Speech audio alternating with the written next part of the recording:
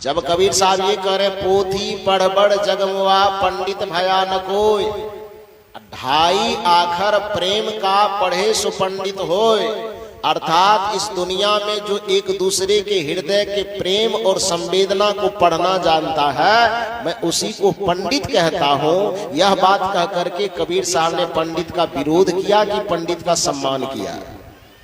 थोड़ा जोर से बोलिए, सम्मान किया।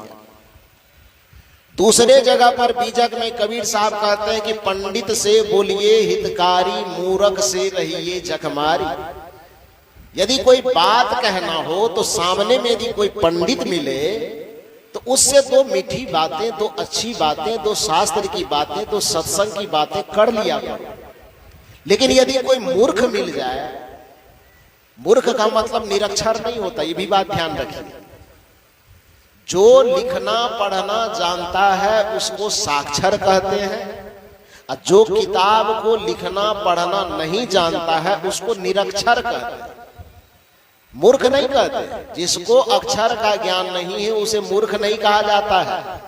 मूर्ख उसे कहा जाता है जिसे पढ़ने लिखने का ज्ञान तो खूब हो, बुद्धि तो खूब हो, लेकिन उस पढ़ाई लिखाई वाले बुद्धि को अपने आचरण में न उतारता हो, उसी को मूर्ख कहा जाता है, उसी को गंवार कहा जाता है। लेकिन लोगों ने ये मान लिया है कि जिसको लिखने के लिए नहीं आता, जिसको पढ़ने के लिए नहीं आता, समाज में इसी बात का प्रचलन चला दिया कि उसको मूर्ख कहा जाता है ना।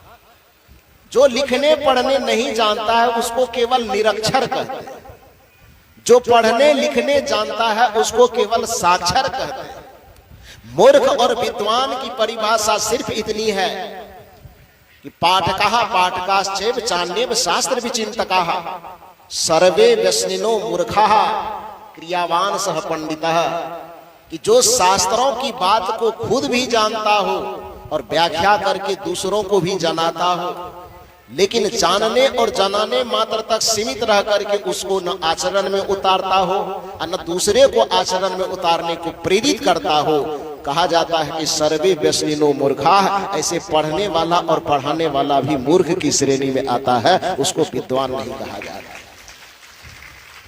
इसी को उर्दू के शायरी में कहा गया है कि बड़े आलिम व फाजिल हैं मगर विषयों के बस होकर उसी रास्ते से आ गुजरे जिधर नादान खींचते हैं। मूर्ख की परिभाषा यह है कि आप पढ़े लिखे इतना है कि दारू के बोतल पर लिखे हुए अक्षर को पढ़ सकते हैं कि नशा करना स्वास्थ्य के लिए हानिकारक है, फिर भी उस बोतल को लेकर के मुंह में गटक जाते हैं, तो आपसे बड़ा मूर्ख कौन हो सकता है? आपकी मूर्खता की पहचान यह है कि आप सिगरेट के डब्बे पर लिखे हुए अक्षर को पढ़ सकते हैं कि smoking is dangerous for health, नशा करना, धूम्रपान करना स्वास्थ्य के लिए हानिकारक है। हिंदी भी पढ़ सकते हैं, अंग्रेजी भी पढ़ सकते हैं, यहां तक कि नहीं पढ़ सकते तो उस डब्बे पर कैंसर का चित्र बना हुआ है, उसको देख करके समझ भी सकते हैं। उसके बावजूद भी न आंख से देखा हुआ आपको समझ में आ रहा है, न बुद्धि से समझा हुआ आपको समझ में आ रहा है, न अक्षर का ज्ञान आपके समझ में आ रहा है, और फिर भी सिगरेट का डब्बा से सिगरेट निकाल करके धुआं उड़ा करके नाक से ऐसे धुआं निकालते लगता है ईट भट्ठा का चिमनी का भट्ठा खोला गया। ईट भट्ठा के चिमनी की तरह धुआं निकालते हो पढ़ने लिखने के बावजूद भी, तो संतों की निगाह में, विवेकी की निगाह में आपसे बड़ा मूर्ख इस धरती पर कोई नहीं है। मूर्ख का अर्थ ही होता है, अनपढ़ में और मूर्ख में अंतर है। अनपढ़ उसे कहते हैं जिसे अक्षर का ज्ञान नहीं, और मूर्ख उसे कहते हैं जो सब चीज जानते बूझते भी सही को करता नहीं है और गलत को छोड़ता नहीं है, उसको मूर्ख कहा जाता है। यही कारण है आज हमारे हरियाणा से आए गुलशन साहब ने कहा है कि मुझे बड़ी जगह जगह से सूचना आ रही है कि आप कोई प्रवचन कर, संजोग से वो फार्मूला पकड़ा गया है, लगता है आज वही प्रवचन हो जाएगा। मूर्ख कहा ही उसको जाता है कि जो जाने खूब और करे कम। जानकारी बहुत ज्यादा, कर्तव्य में वो जानकारी झलकी ही नहीं। जानकारी खूब, जानकारी होने से कोई जज हो गया है, लेकिन कर्म में भ्रष्टाचारी कर रहा है, तो जज जेल जाएगा कि नहीं जाएगा? जाएगा ना। जानकारी रावण के पास है खूब, लेकिन आचरण खोटा हो गया, तो मारा गया कि नहीं माना गया? जानकारी हो गया है हिरण्यकश्यप को खूब कि यहां इतना जानकारी हो गया कि भगवान को अपने मुट्ठी में कर लिया है, किया है ना? अरे हिरण्यकश्यप अपने मुट्ठी में किया ना भगवान को,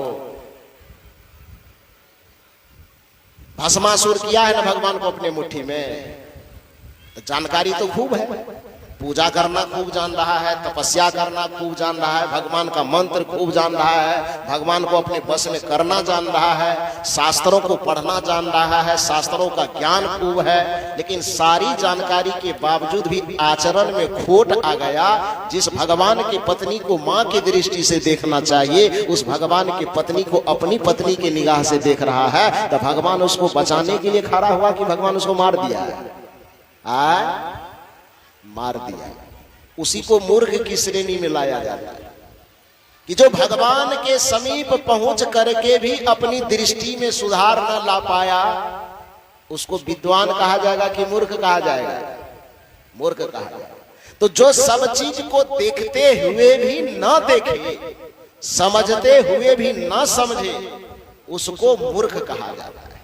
साथ मनुष्य को संबोधित करते हैं, मनुष्य को ये नहीं कहते कि मैं तुमको गुरु बन करके समझा रहा हूं। कबीर साहब ये भी नहीं कहते हैं कि मैं कोई महान आत्मा बन करके तुम्हें समझा रहा हूं। कबीर साहब कहते हैं कि हे मानव, यदि आप मेरी बात समझने के लिए तैयार हो तो मैं तुम्हें दादा कहता हूं, मैं तुम्हें बाप कहने के लिए तैयार हूं, मान तो जाओ। यदि पीठ पूछने से ही यदि तुम लाभान्वित होना चाहते हो, प्रसन्न होते हो, तो मैं दादा कहता हूं, मैं बाप कहता हूं। इतने से भी बात मानने पर राजी नहीं हो तो चरणन होई हो बंदा, मैं तुम्हारे चरण का बंधन करने वाला गुलाम होने को तैयार हूं, लेकिन इतनी सी बात मान लो। वो बात क्या है? ये चुनरी है अनमोल, दिन दिन भजन करो, भजन करो। अब भजन क्या करना है? तो अब की पुड़िया जो निर्वारे, सुजन सदा आनंद, केवल पुड़िया का निर्वार करो। गोस्वामी तुलसीदास जी कहते हैं कि ग्रंथि का निवारण कर लो, सदगुरु कबीर कहते गांठ को खोल लो, अथवा पुड़िया का निवारण कर लो। वो पुड़िया का निवारण करना, गांठ को खोल लेना और ग्रंथि को अलग अलग कर देना, इसी का नाम भजन है। और यही भजन करने के कारण मानव जीवन की विशेषता है। जो यह भजन करने में सफल हो जाता है, उसका मानव जीवन सफल हो जाता है। और जो यह भजन नहीं कर पाता, वह मनुष्य शरीर में आकर के भी पशु की तरह जी करके दुनिया से चला जाता है। मनुष्य का शरीर धारण कर लेने मात्र से कोई मनुष्य नहीं हो जाता है, बल्कि मानवीय कर्म करने से कोई मनुष्य होता है। और मानवीय कर्म केवल कमाना खाना जीना नहीं है, बल्कि मानवीय कर्म इसीलिए है कि हम अपने उस ग्रंथि का निवारण करें, उस पुड़िया का निवारण करें। वह निवारण कैसे होगा?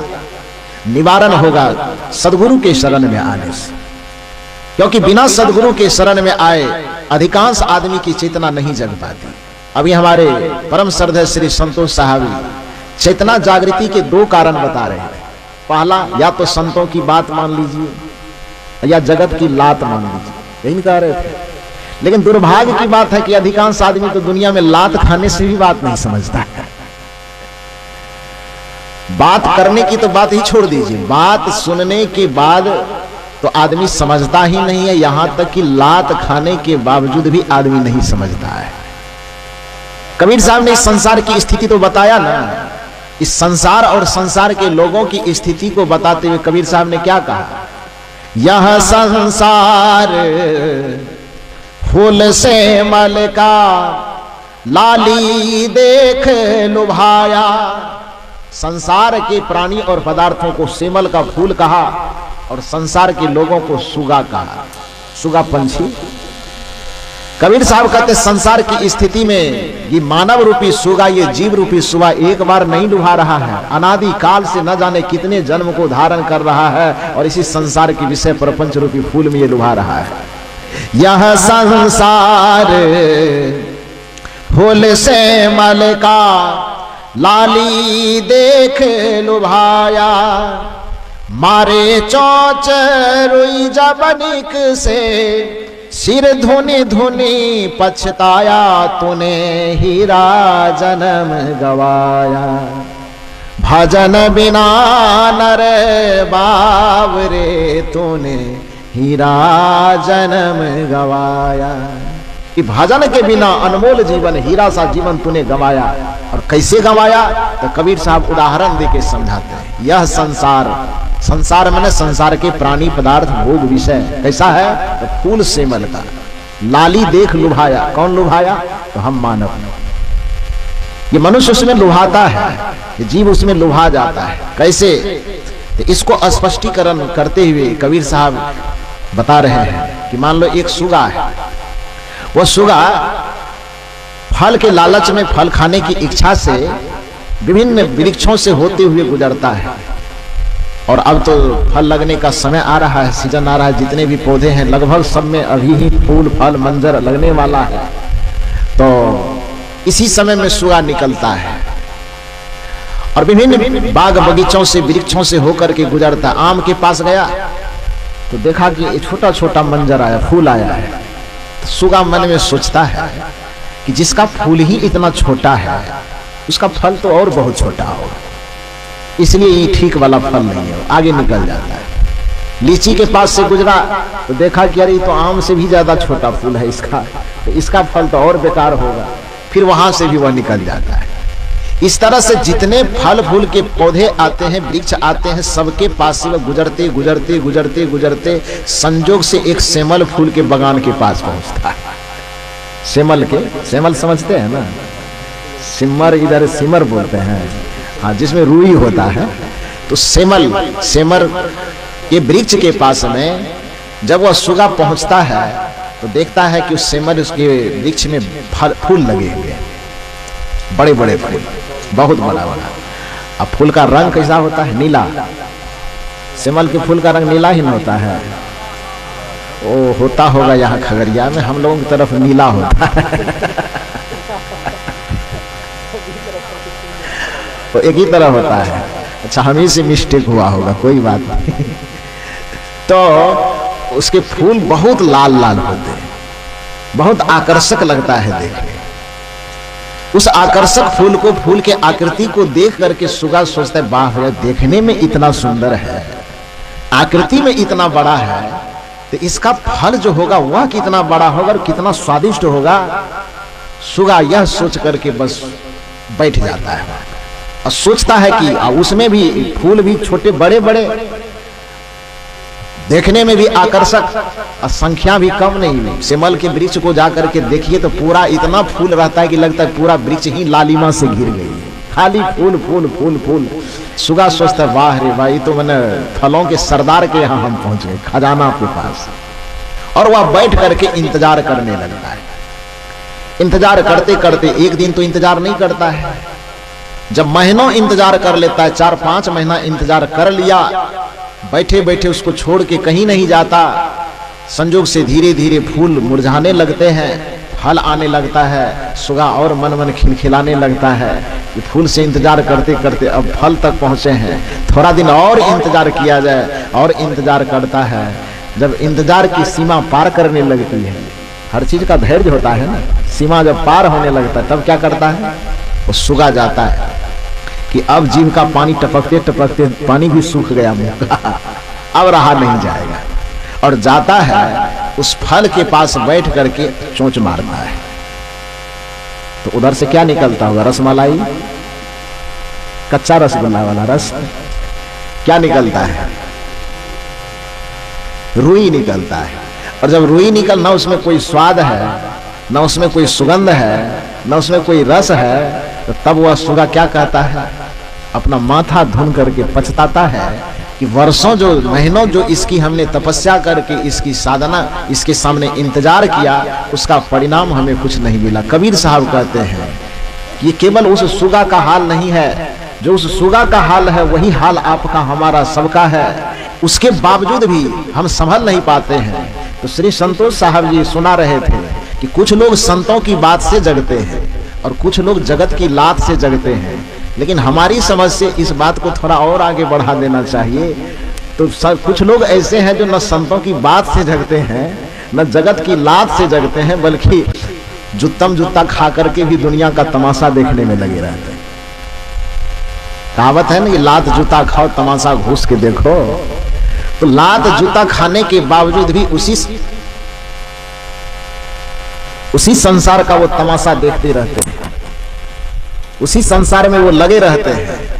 तो कहने का ये अर्थ है कि संसार के अधिकांश आदमी जिस भजन करने के कारण यह मानव जीवन की विशेषता है, जिस भजन और साधना करने के कारण यह मानव जीवन अनमोल है, उस अनमोल काम को यह नहीं करता है, बल्कि उसी राग रंग में विषय दुनिया में डूबा हुआ रहता है। तो वो भजन कीजिए। भजन क्या करना है? तो मैंने कहा उस गांठ को खोलिए। जड़ चेतन ग्रंथि पड़ गई, यद्यपि मृषा छूटत कठिनाई। गोस्वामी तुलसीदास जी कहते हैं कि जड़ और चेतन की जो ग्रंथि पड़ी हुई है, उस जड़ और चेतन की ग्रंथि को विभाग कीजिए, अलग अलग कर लीजिए। जड़ को समझ करके उससे दूर होइए और चेतन को समझ करके उसमें स्थित होने का प्रयास कीजिए। जिस महापुरुष ने इस संसार में चेतन में स्थिति का अभ्यास किया है, उसका लौकिक जीवन और पारलौकिक जीवन दोनों संवर गया है। क्यों संवरा है? तो इसके पीछे वजह है, आप हम सब किसान हैं।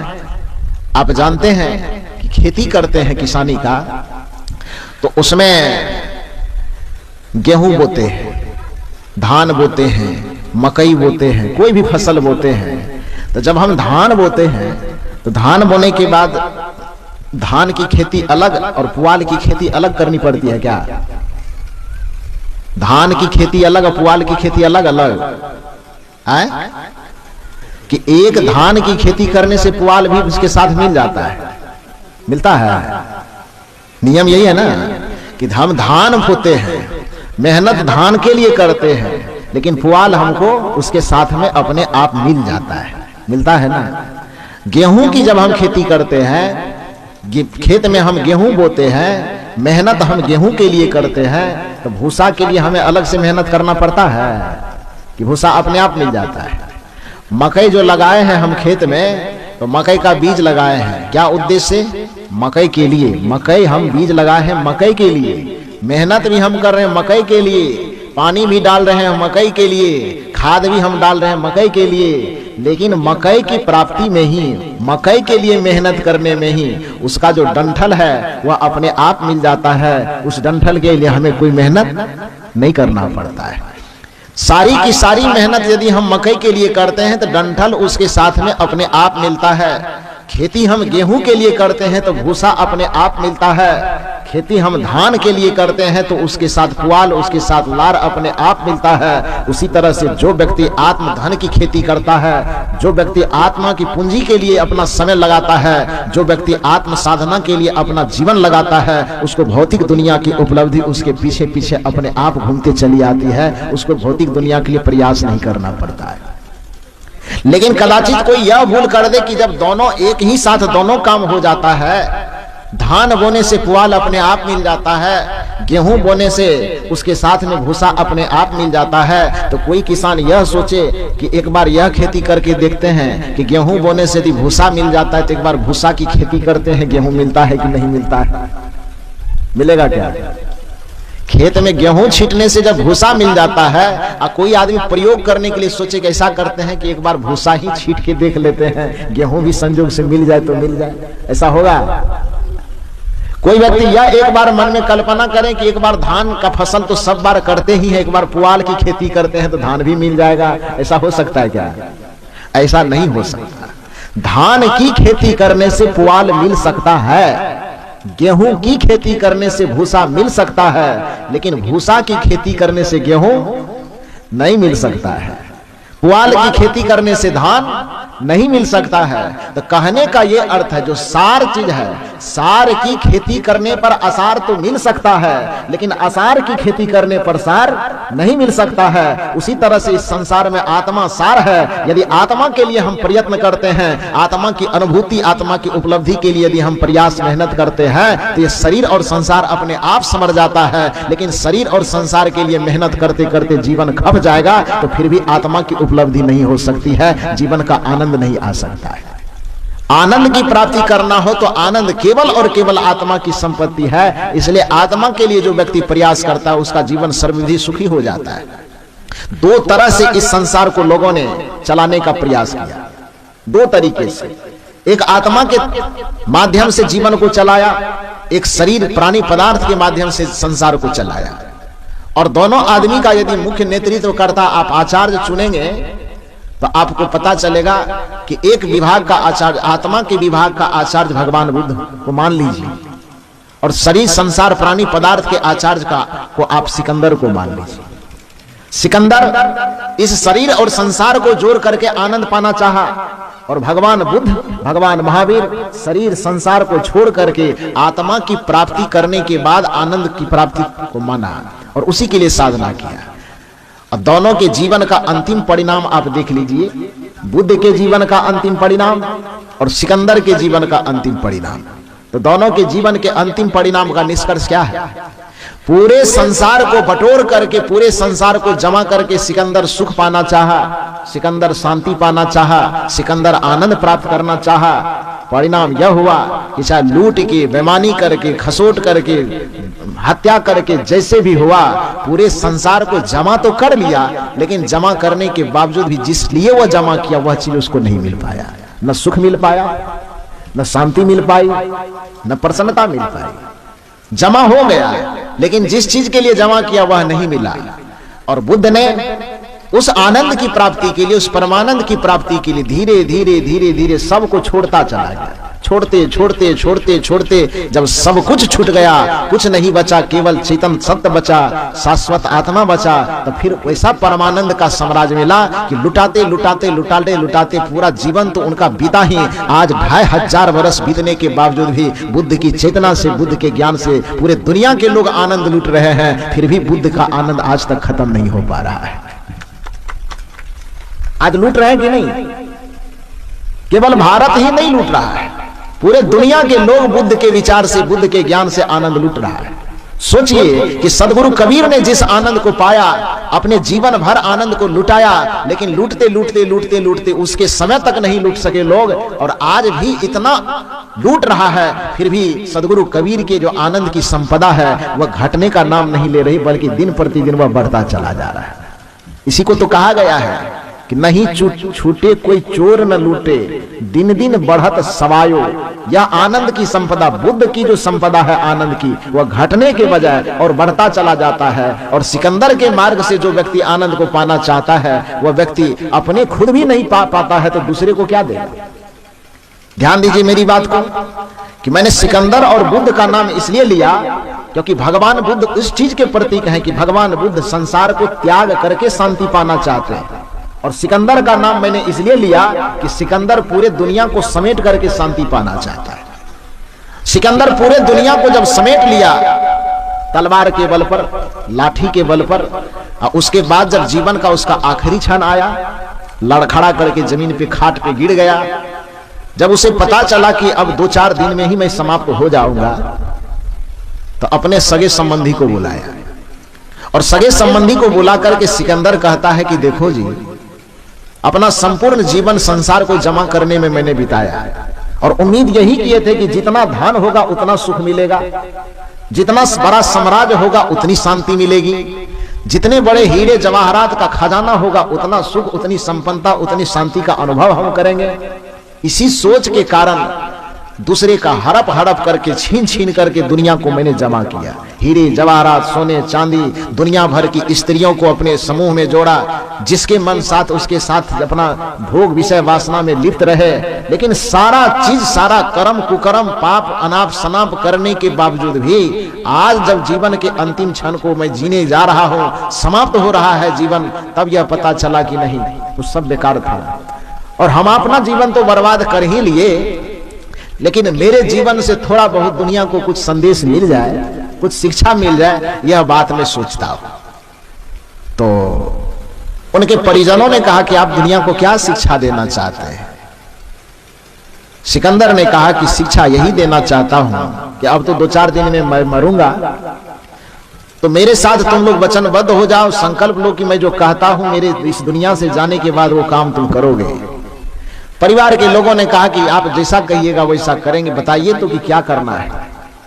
सिकंदर ने कहा कि पहली बात तो यह है कि जब मैं मर जाऊं तो मेरे शरीर छूटने के बाद मुझे जो कंधा देने वाले लोग हों वो परिवार के सदस्य नहीं होना चाहिए। कहा तब कई पूरे दुनिया के जितने चुनिंदे सब डॉक्टर होंगे, वैद्य, हकीम, डॉक्टर, उस सब आदमी को मुझे कंधा देने के लिए बुलाना, पैसा जितना ले ले।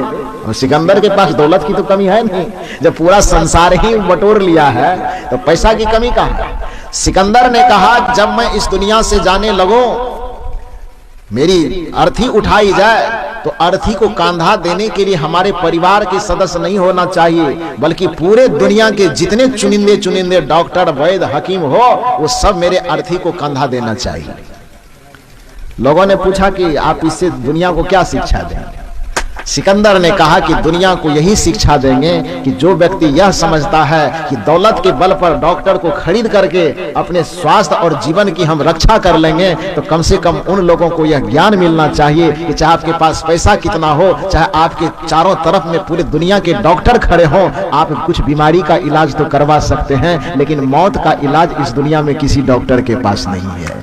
ये डॉक्टर ही कंधा दे करके अर्थी को शमशान घाट पहुंचा रहा है। ये डॉक्टर मौत का इलाज नहीं कर सकता है, ये डॉक्टर को भी कंधा दे करके अर्थी को शमशान घाट ले जाना पड़ता है। यह शिक्षा मैं दुनिया को देना चाहता हूं।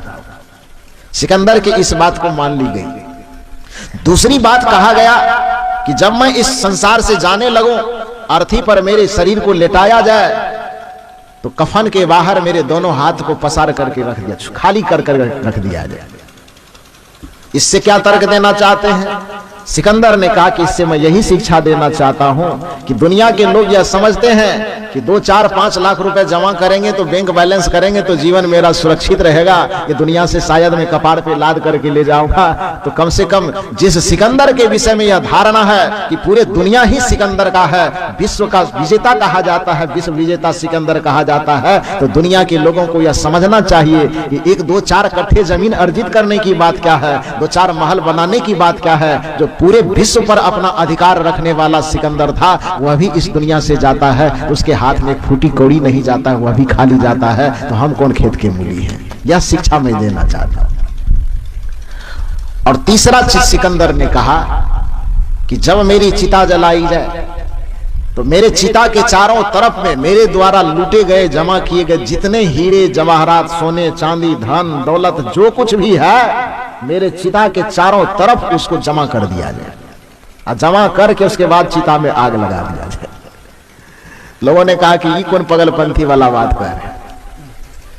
सिकंदर ने कहा कि यही पागलपन तो मैं दुनिया को दिखाना चाहता हूं कि जिस हीरे जवाहरात को जमा करने में अपने सारा जीवन को मैंने लगा दिया, वह हीरा जवाहरात मिल करके भी इस चिता पर जाने से हमको रोक नहीं सका, हमको खाक होने से रोक नहीं सका। वो चिता के सामने पड़ा रह गया और हमारे शरीर में आग लग करके हम धूल बन करके उड़ गए। यही दुनिया को दिखाना चाहते हैं, इसलिए हीरा जवाहरात के पीछे अपना माथा ज्यादा मत खपाओ, ये कुछ नहीं कर पाएगा तुम्हारा, कुछ इससे मिलने वाला नहीं। हाँ, संपत्ति इतना कमाइए कि बढ़िया से कपड़ा पहन सके, इतना जरूर कमाइए कि बढ़िया से खा सके। कबीर साहब की भाषा में कहते, साईं इतना दीजिए जामे कुटुंब समाए, मैं भी भूखा ना रहूं साधु न भूखा जाए। हमारा भरण पोषण बढ़िया से हो सके, हमारे परिजन का बढ़िया से भरण पोषण हो सके, और हमारे यहाँ आने जाने वाले साधु और अतिथि का सत्कार बढ़िया से हो सके। परिश्रम करके इतना संपत्ति कमाइए, कोई दिक्कत की बात नहीं, लेकिन संपत्ति कमाने में ही अपने जीवन के सारे क्षण को इतना मत लगा दीजिए कि जिस कारण से आप इस संसार में जन्म लेकर के आए हैं वही काम करना भूल जाइए। और वह काम क्या है? वही काम है भजन करना, आत्म अनात्म को अलग करना, प्रकृति और पुरुष को अलग करना, जड़ और चेतन को अलग करना, जड़ और चेतन को अलग करके जड़ से नितांत भिन्न हो करके जो अपने चेतन स्वरूप आत्मा में स्थित हो जाता है, जो अपने चेतन तत्व का अनुभव कर लेता है, तो उस अनुभूति में जो परमानंद है, उसी परमानंद की प्राप्ति के लिए आप मानव जीवन को धारण करके आए। और यही काम करना असली भजन कहलाता है।